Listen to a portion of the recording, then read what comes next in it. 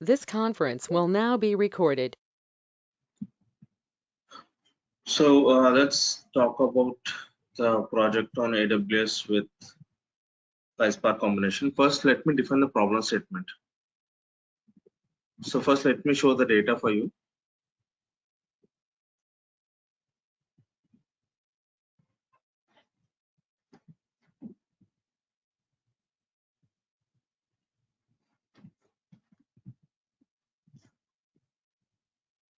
So we have some retail data such as orders data, right? Let me just quickly show that data for you.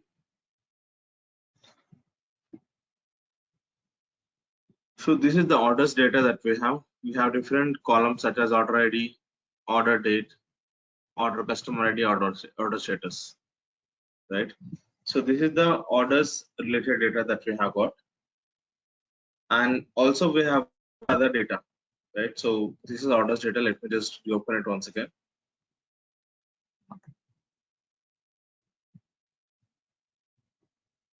So this is orders data. I'm also going to open order items data.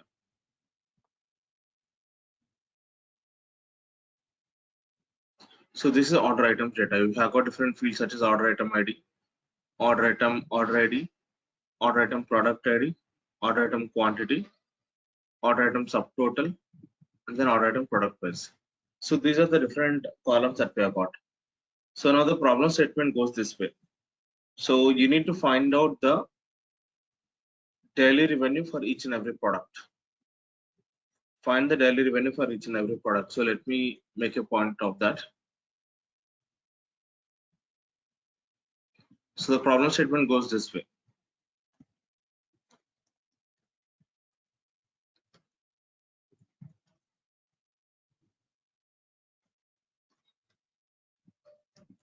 Calculate the daily revenue for each product, right? So you have to understand some keywords in this statement. So you have to understand some keywords such as you have to get the revenue for every day, and we need to calculate the revenue, and we need to do it for every product, right? So first let's see how to get this data for daily, right? So there must be some date column, right? So let's see if you have any date column in the data that we have got. So this is order items data. Let me just reopen it once again. So this is order items data. This is orders data. So in orders data, we have got a column called as order date column. So I can use this column to get the data for daily, right? Now for how to calculate the revenue, do you have any column in orders data that will give me the pricing information? No, nothing, right? So definitely I have to use a column called as order item subtotal column from order items to get the revenue, right? So, but the problem here is these are in two different datas, right? These are in two different data sets. One is in orders, the other one is order items. So how do we join them? There must be some common column using which we have to join them. So we have to use the column called as order ID column from orders and order item order ID column from order items to join these two, right? Only then we can actually go ahead. So we have to perform join operation. Then what next? And we have to do it for every product, for each product, right? So for each product we have to do it. So that's where I have to group it based on order item product ID column. I have to group it based on order item product ID, as well as I have to group it based on order date column, because we have to get the revenue for daily basis, right? So we got some idea about data, we got some idea about the problem statement. Let's go to the hands-on. So this is the project which I already prepared. So again, we'll take a step-by-step approach to understand this. Let me close all this. So the first main point of contact for this is nothing but retail enricher. So this is the starting point.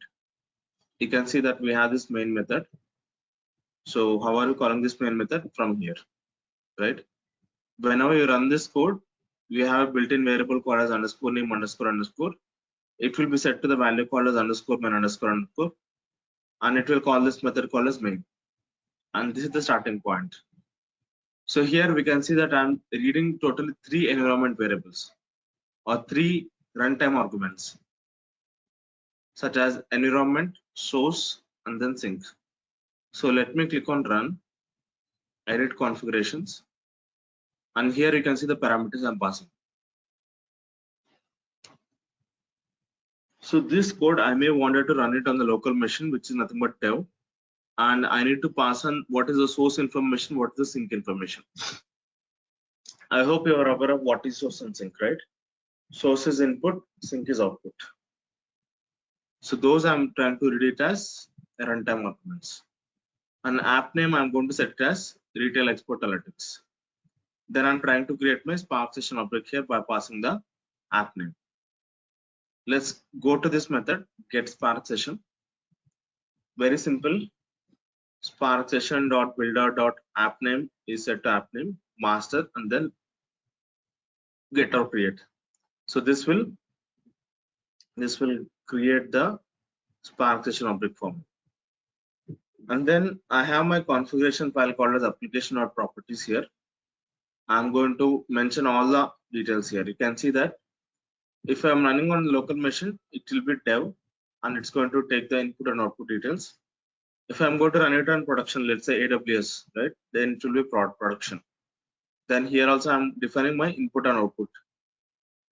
So source, I'm going to mention my source data. What are my data sets that I would require? Orders is the data that I would require, and order items is also the data that I would require. Input format, for now I'll give it as CSV format. And then sync. Sync is my target or destination. So sync format is nothing but JSON format.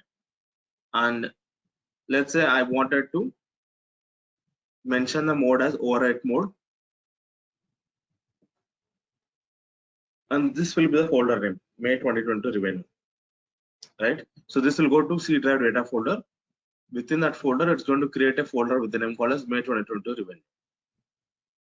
Right? So basically, I'm going to read all that configuration file by using CP. CP is nothing but config parser. Look at the import statements. Import config parser as CP. So config parser is used to read your configuration file, right? And as I'm trying to perform some wide transformations for now, I'm going to set this shuffle partitions to 2. Spark.sql.shuffle.partitions to 2. Right? And then I'm trying to define these variables such as input directory. Input base directory is nothing but this variable input.base.dir. If you can go to this application properties, it's nothing but this. So it's going to read the data from this path. So that's what this input base.dir is doing. And source file format is nothing but my CSV format, right? And then once you have this path, we need to mention which data that we have to read, because if you can see here, there are totally 6 folders. Which one do you want to read? So that we have to specify, such as orders, right? I'm specifying my orders path. Also, I'm defining a schema for it, right? So you can see the schema. So you can see the schema. So struct field, order ID is integer type, order date is date type, order customer ID is integer type, order status is string type, and so on. So that's how I'm defining my order schema. So that schema I'm using it here, orders custom schema. Then I'm trying to define my data frame by saying read from source. See what are the things that I'm passing here: Spark session, input base directory, which is nothing but this retail DB directory, and source file format, which is nothing but CSV format, orders data folder, which is nothing but this folder, and orders custom schema, which is nothing but this custom schema that I've defined here. So once you have all this information, we can create the orders data frame. So let's go to this path, read from source, and you can see that I'm creating my data frame. Spark session.read.format is CSV, schema is a custom schema, load, And in Python, we have this format string approach, right? I'm giving that here. F string input based directory, which is nothing but it will go to C drive data folder retail DB. Within that, we have multiple folders here. Which one do you want to read? That we are specifying here. Source.orders.data. Right? So that's how this will create a data frame called as orders data frame. It will return it for me. So similarly, I'm going to create the order items data also. So once you have these two data frames available, so my actual logic is available in get daily revenue method. So let's go here. It's available as a part of retail processor.py. So let me do one thing. First, let me try to comment out this portion. So I'm going to return this filter data.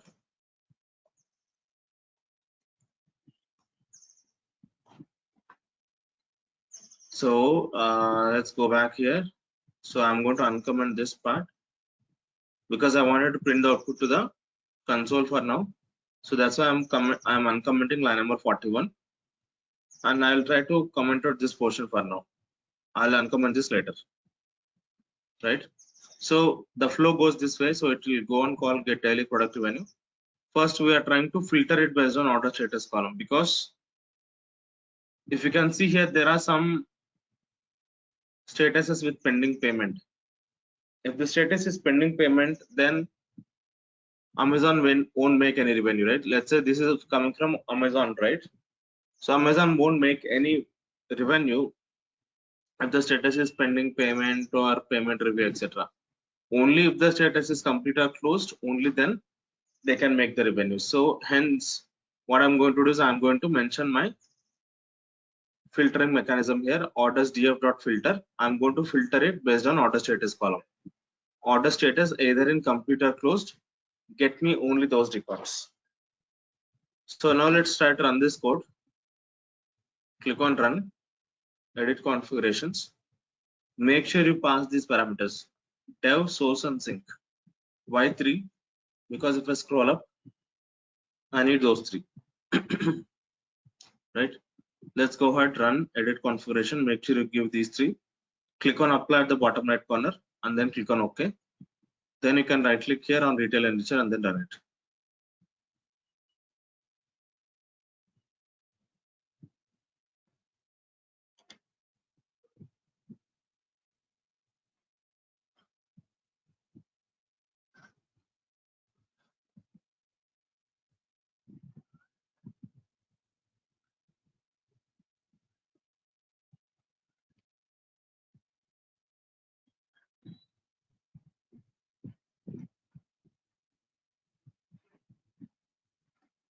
So we got the output.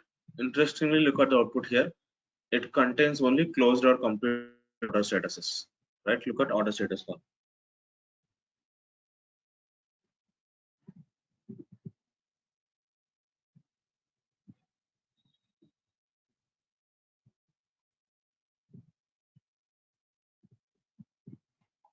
So once you have this available, then what next?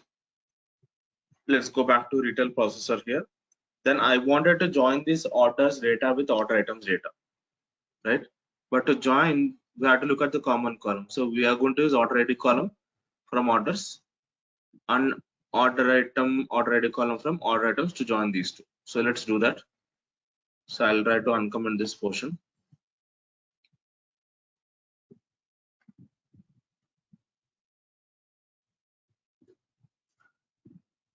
I will return this join df. So now you should get the data from both the tables or both the data frames. So let's go to retail indicator, right click and run it.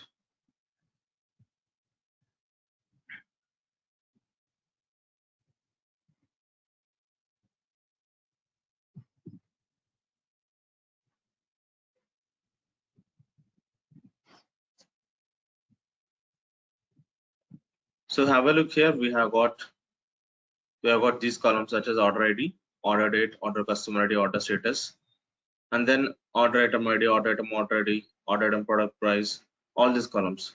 So basically, you must be aware that all these columns are coming from orders.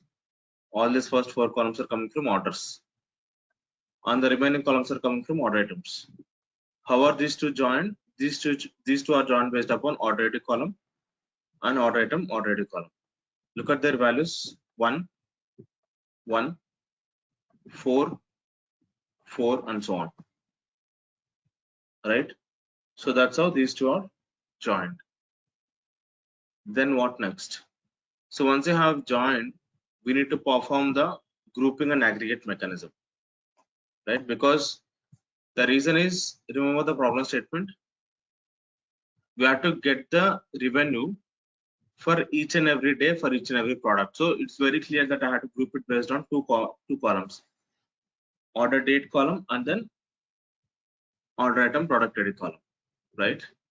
So that's why I'm doing the grouping mechanism here. So let me just move this statement.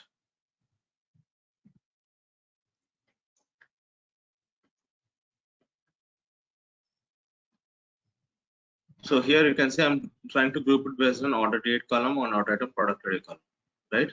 And then I'm trying to perform an aggregate operation called as sum on top of order item subtotal column, and I'm rounding it off to 2 places, because let's say if the revenue comes as 12345.5678, I don't want it to have so many points after this, so I just have 2 places. That's why I'm saying round it off to 2 places, and I'm giving an alias to this such as revenue. Alias is nothing but a new name, right? So let's go ahead and run this.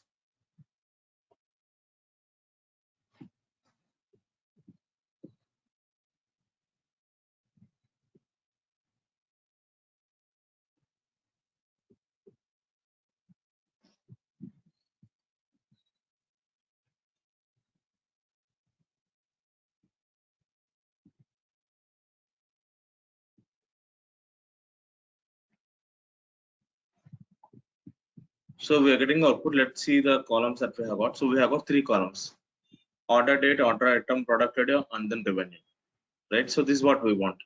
So how to interpret this output, or how to read this output? On July 25th, 2013, for the product ID 365, the revenue that was made was $3,315 and so on, right? So that's how we can read it. But let's say I wanted to do a bit of customization here. Let's say I wanted to sort it based on the ascending order of order date, descending order of revenue. Let's do that. So I have to sort it based on 2 columns now. So I'm going to sort it based on 2 columns. Those are nothing but order date column in ascending order and revenue column in descending order. Order date column in ascending order, revenue column in descending order, right? So let me return this data frame. Let's go back to the retail enricher, then run it.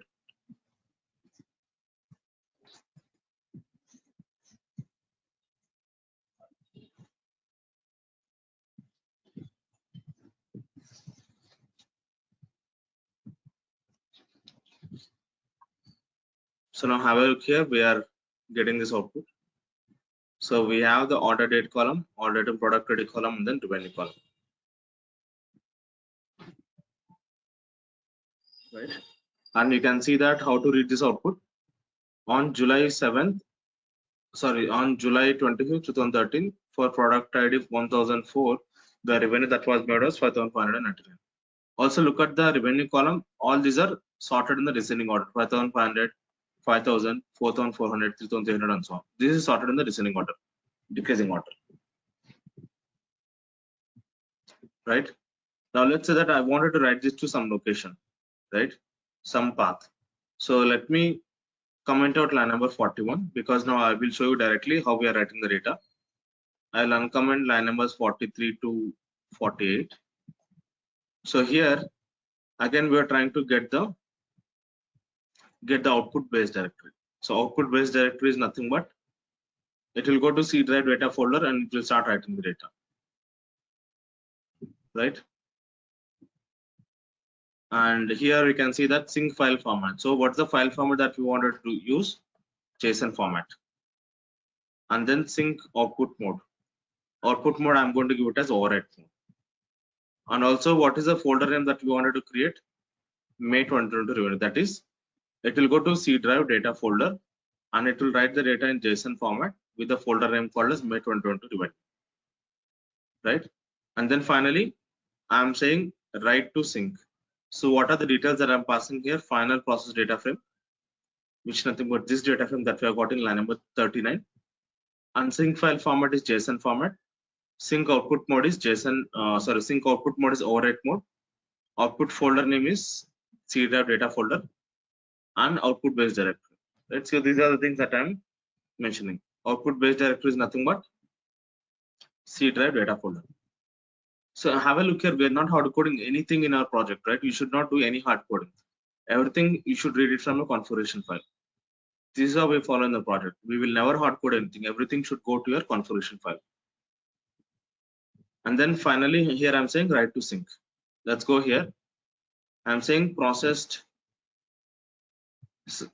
data frame dot write dot o format is sync file format is JSON. Mode I'm mentioning it as overwrite mode, right? So what is the meaning of overwrite mode? If your target directory already exists, then your write operation won't fail, right? If you don't mention overwrite, then the default operation is error, it will fail, right? If the target directory already exists, then it will fail. But in our case, my Spark job should not fail. Hence, I'm giving the mode as overwrite so that even if the target directory exists, it will just remove that and then recreate the folder for you. Right? I hope that is clear. Right. So here I'm saying output base directory, it's nothing but C drive data folder, and output folder name is nothing but May 2020 revenue. Right. So let's do one thing. Let's try to run this code now. So make sure you pass the 3 parameters that we would require. That is environment, source, and sync. We need to pass these runtime arguments: run, edit configurations, dev, source, and then sync. Click on OK. Right click here and then run it.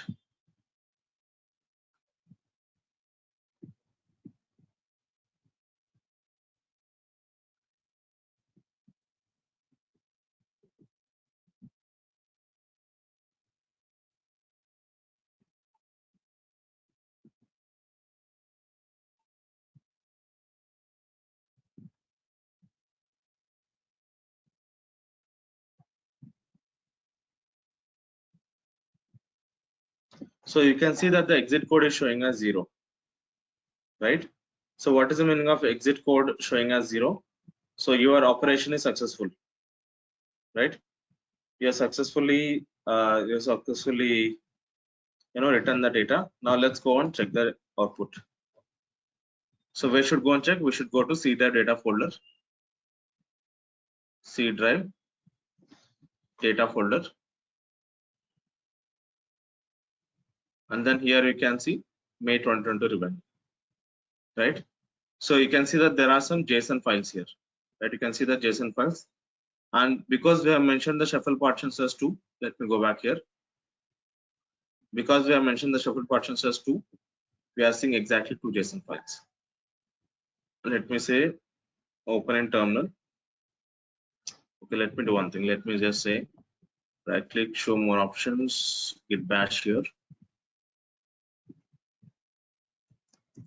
So you can see the JSON files here. This is where you have your data, head, then one of the file name. You can see the data, order date, order item, product ID, and then review. This is your JSON data, right? And also, if you want, you can open this file in Notepad++ also. Let's open it Notepad++.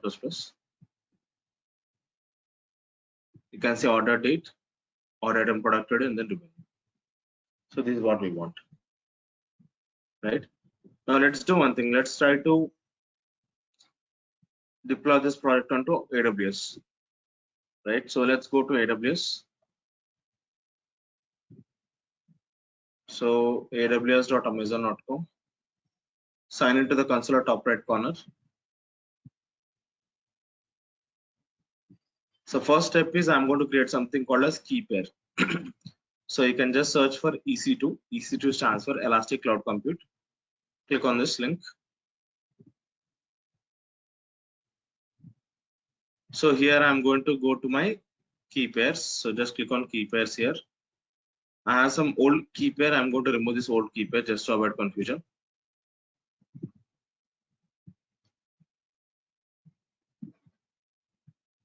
So I'm going to click on create key pair. So give some key pair. Let's say EMR key pair, elastic map reduce key pair. And then here private key file format, I'm going to select as .com. Scroll down, click on create key pair. So you can see that bottom left corner, I have this key pair downloaded. EMR key pair.pem is downloaded to my local machine in my downloads folder. I will use this in some time. So meanwhile, I will go and upload my data in S3. S3 stands for Simple Storage Service. This is the place where all the big data is stored in AWS. It's nothing but scalable storage in the cloud. So just click on S3. So you can see there is a orange color icon saying create bucket. Let's click on it. So here you have to give the bucket name. So if you go and check in your configuration file and specifying that the source bucket is nothing but EMR source 007. This is the name that I wanted to give. And then the rest of the details remains as it is. I'm not going to change anything. Just click on create bucket.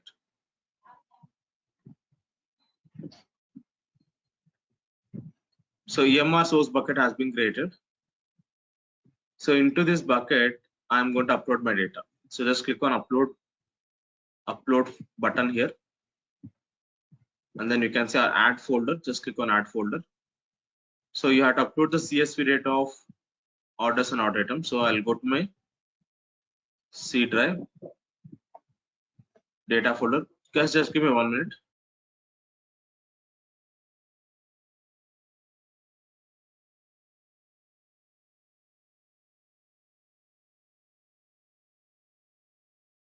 So I'll try to upload the CSV data. So let me scroll down. Retail DB orders. I'm going to upload. Click on upload. Click on add folder again, and then select order items folder. Click on upload. Click on upload. Scroll down. Click on upload here. So this starts uploading the data to S3 buckets. So basically, bucket is nothing but a place in simple storage service where all the data is kept in the form of folders or files. So we have uploaded the data. You can see that I am in EMR source bucket, and we have the folders called as orders and order items. This is our input data. So we also have to mention our output bucket, which is nothing but EMR target. So I'm going to create a folder for the same. Click on buckets, create bucket, and my target bucket name is EMR target 007. Scroll down, click on create bucket.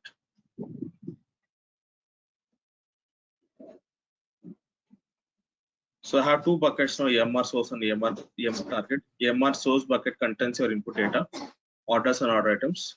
Go inside orders, you can see your input data, and go inside order items, you can see your input data. So EMR source contains your input data. EMR target is completely empty right now, so it doesn't have any data because this will be automatically populated by your Spark job. So we have EMR key pair created, and we have the data uploaded into these buckets. So let's go ahead and create a cluster in AWS EMR. Just search for EMR. EMR stands for Elastic Map Reduce. It is a managed Hadoop framework in AWS. Click on EMR.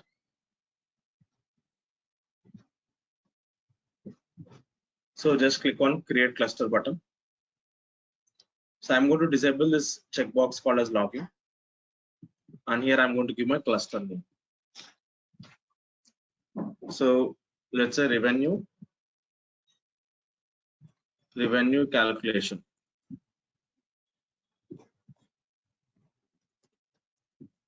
Revenue calculation is the name that I wanted to give. Any name is fine. And I'm going to select the version 5.30.1 should be fine. And I'm going to select Spark. Scroll down. So we are going to create a multi-node cluster with one master and two slave machines. So here in EC2 key pair, I have to select the key pair that I've created, right? So I have created a key pair with the name called as EMR key pair, right? That's what I am going to select here. Then click on create cluster at the bottom right corner. So this cluster creation will take a couple of minutes. Meanwhile, what we will try to do is we'll try to package our project, and we have to modify our code slightly.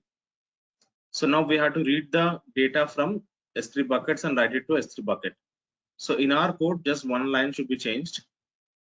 Line number 27, input directory is nothing but input base directory S3, which is nothing but this one. On also one change with respect to output. Line number 43, it should be output base directory S3. That's it. Only a couple of lines should be changed. Now we have to package this code so that we can ship this code onto the multi-node cluster on AWS. So let's do that. So I'm going to go to my location of this project. If you can go to the project view, you will get to the location of your project. C drive users folder. Let's go to this path. So you can see the path C drive users. Let me go to users and your user ID. And then here you have a folder called as PyCharm projects. Let's go there. PyCharm projects. And you have your project with the name called as retail export analytics. So I have this folder here, right? So I have this folder called as retail export analytics. So you have to package this code. Right click on it, show more options, send to compressed zip folder.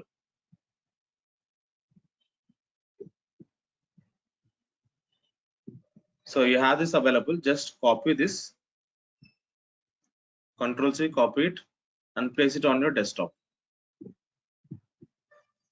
So similarly, you have your key pair also downloaded, right? Look at the bottom left corner, you have the key pair. Just copy that or cut it and paste it on your desktop. Cut it and paste it on your desktop. So any questions still here, guys? Anybody have any questions? Let me know. I'll wait for a couple of minutes.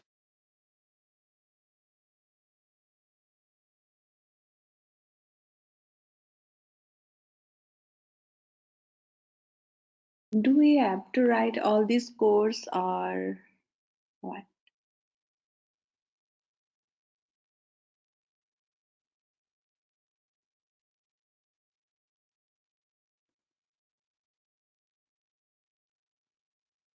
Can I repeat the question again? Do we have to write all that codes like? Yes, yes. See, not the complete code. Some portion of the code you have to write. Most of the code will already be there. You just have to fix any bugs or add any new features. So 80 to 90% of the code will already be there. You just have to add some enhancements or fix the bugs.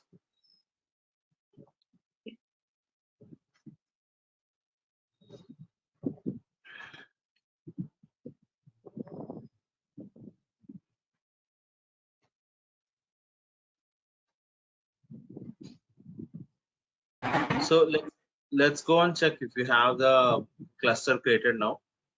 You can see that if you see master public DNS, if you see this connect to master node using SSH, this is an indication that your cluster is up and running.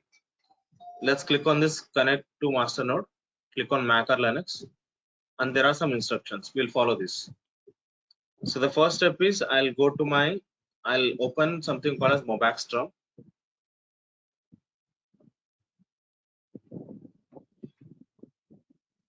Click on start local terminal and I'll go to my desktop. I'm in my desktop and I have this PEM file, EMR keypair.pem. I'm going to change the permissions of this file. You can see that it's showing us RWX, that is read, write, and execute. But we have a Linux command called as chmod, using which I'm going to change the permissions. Chmod 400 EMR keypair.pem. Right? Now let's run it again. Now you can see the permissions. It has been changed to R, which is nothing but read only. So you have to change the permissions of this in the project also. Right? And then what next? Let's connect to this master node. How to connect to the master node? You have to use SSH command, this command. So let me give you an idea. I'll copy this command, I'll paste it here.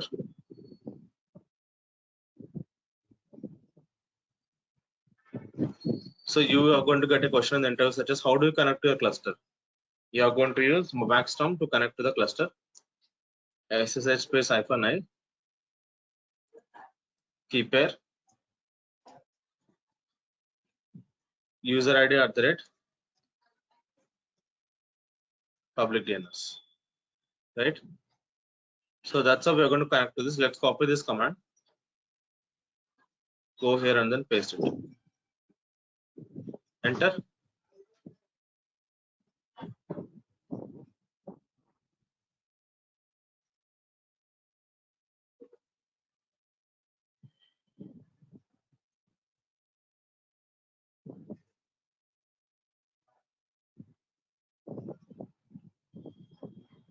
Looks like there is some problem, but we'll fix it. So if you see port 22 connection time node, we had to fix it. You have to go to the cluster again. You can scroll down. You can see security groups for master. Just click on this. And you can just click on security group ID for master. Just click on it. Scroll down. We have something called as inbound rules. We have something called as inbound rules. So edit inbound rules.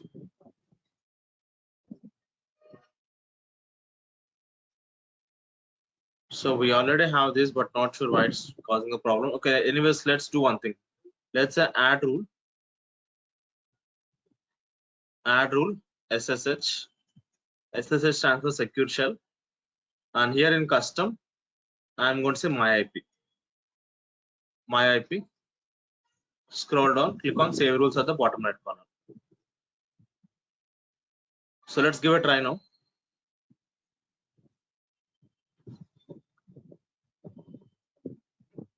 Now we're able to connect. So this is the master node. We're able to connect to the master node of the cluster. Master node of Amazon Web Services Elastic MapReduce cluster. Right? So how to find out your user ID? You can just say ID. So your user ID is nothing but Hadoop. You are logged in as Hadoop user. You can also type PWD. Your home directory is home Hadoop. Say LSF and LRT. I don't have any contents right now. So my goal is to copy the project into this cluster, right? So I'm going to use a command called as winscp command. So I'm going to disconnect from this by saying Control D. I'm back to my normal terminal. So I'm going to use a command called as scp command, secure copy, to copy the things. So it is nothing but scp stands for secure copy, and -i we have to give the PEM file, key pair, and then here you have to give your file which you would like to copy, and then user ID. User ID is nothing but your Hadoop is the user ID here, and then public DNS, public domain name system. Public DNS : you have to give a destination path, right? Destination path. So I'm going to fill up these details now. Key pair is EMR keypair.pem. What's the file name? File name is nothing but retail export analytics, right? Let me just copy this command. I'll paste it. So this will be retail export analytics. Just a minute.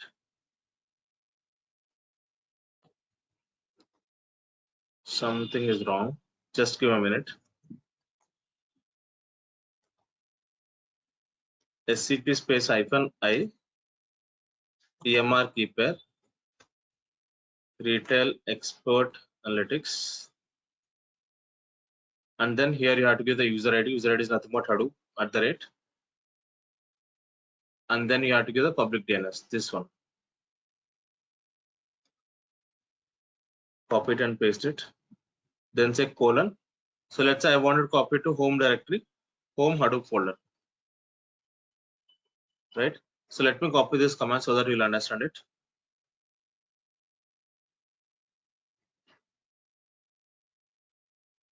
So this is the command,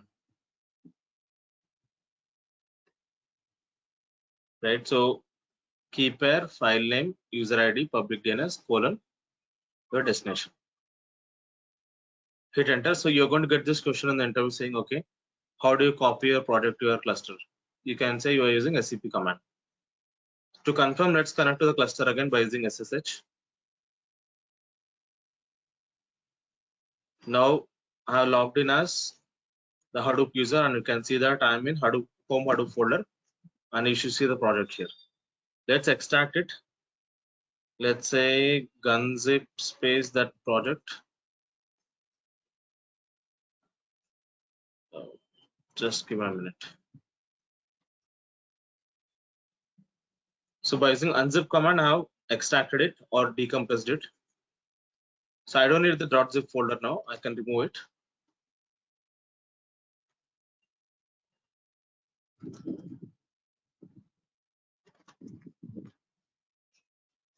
So you can go to that folder now. So I have all the code available here, right? Now I'm going to submit the Spark job by using Spark submit command. So let me show the Spark submit command for you.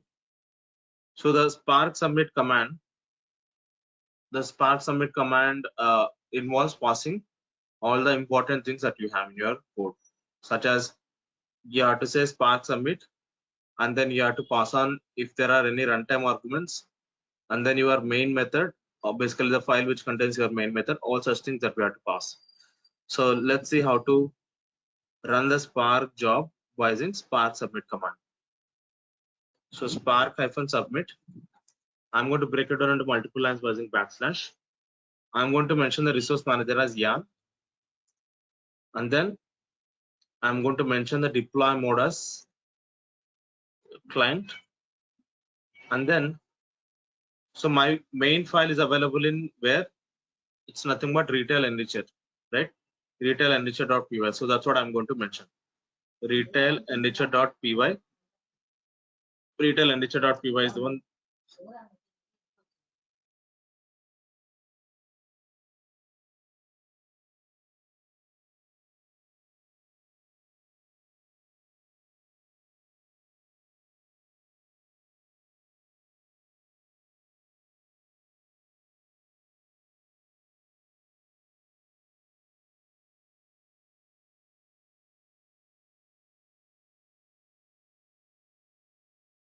So the retail enricher.py is the place where we have all your main code, and here we have to pass the parameters, right? What are the parameters that we are passing?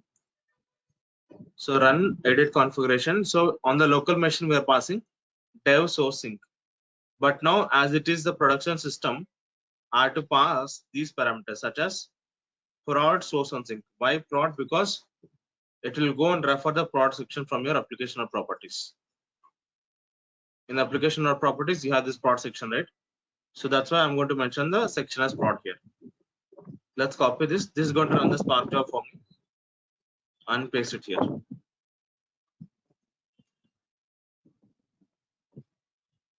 This is running the Spark job now.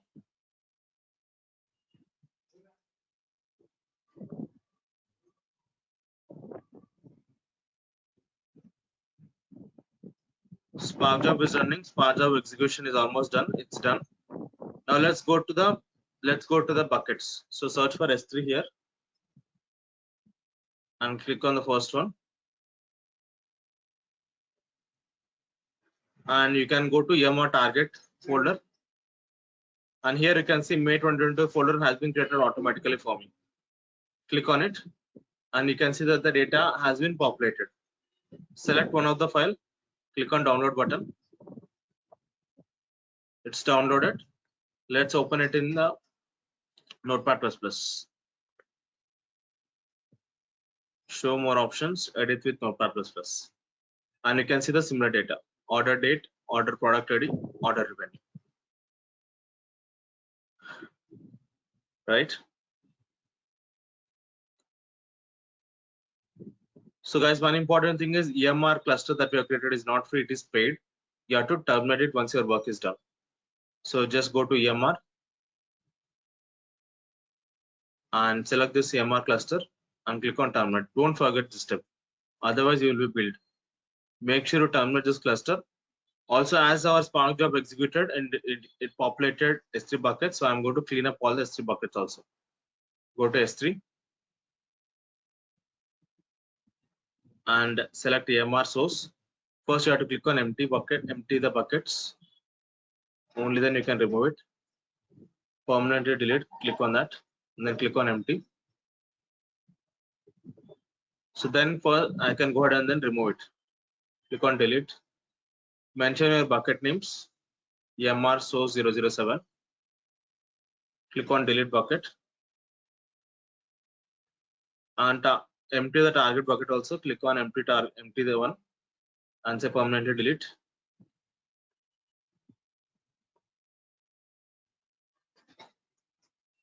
Click on empty. Then go ahead and delete it.